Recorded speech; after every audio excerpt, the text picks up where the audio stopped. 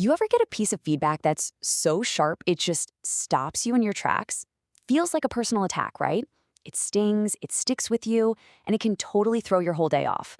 Well, today we're going to dive into that exact feeling, the power of what's called acerbic critique, and how to find the quiet wisdom that's actually hiding inside of it. It's so frustratingly common, isn't it?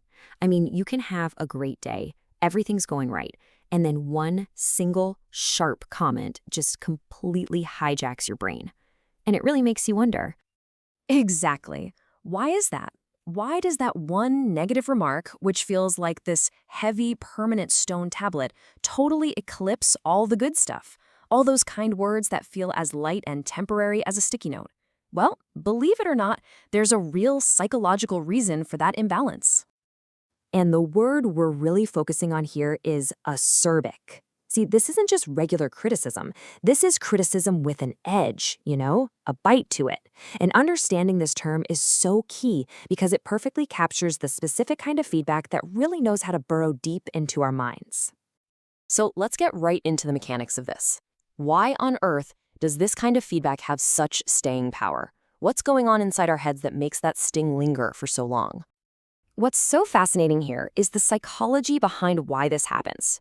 You see, kind words, they tend to fade because they just confirm what we're already hoping is true, that we're doing a good job, we're on the right path.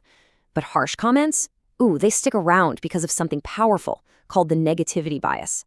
Our brains are literally hardwired to pay more attention to negative stuff than positive stuff.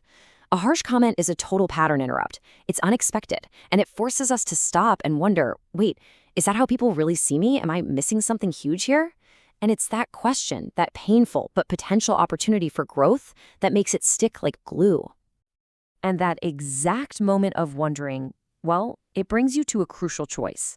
You're standing at a fork in the road, and the path you choose determines everything.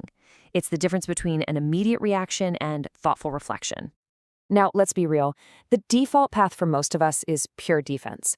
Our ego gets bruised, and our immediate instinct is to treat that comment as a full-on personal attack.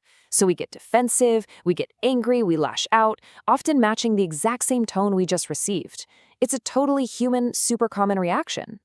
But here's the pivot. This is where the magic happens. Instead of just putting up our shields, we can ask a much harder question.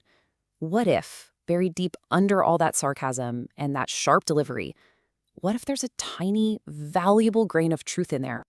The moment you acknowledge that possibility, everything changes.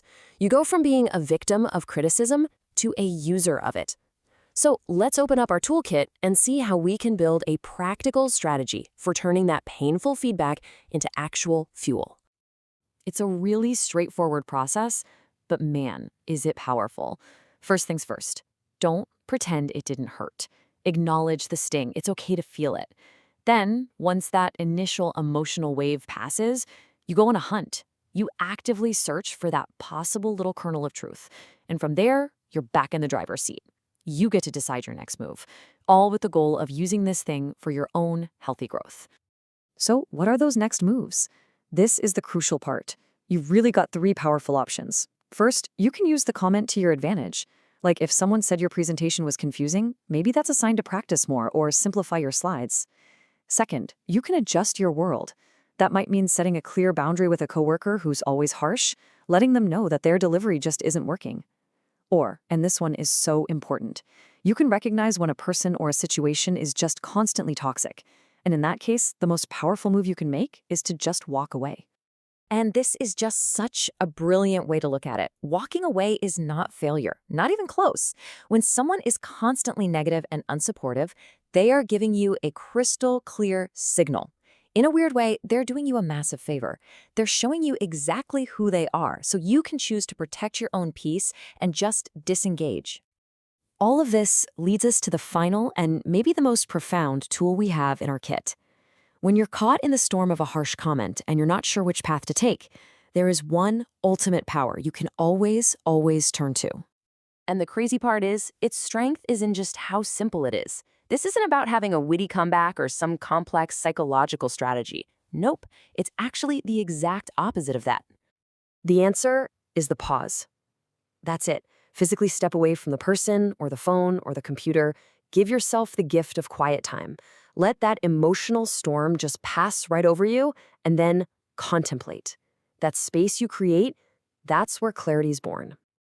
This quote just nails the whole idea. Real wisdom, it doesn't come from having the fastest comeback or the loudest opinion. It comes from observation, from holding back, and from listening, not just to other people, but to yourself.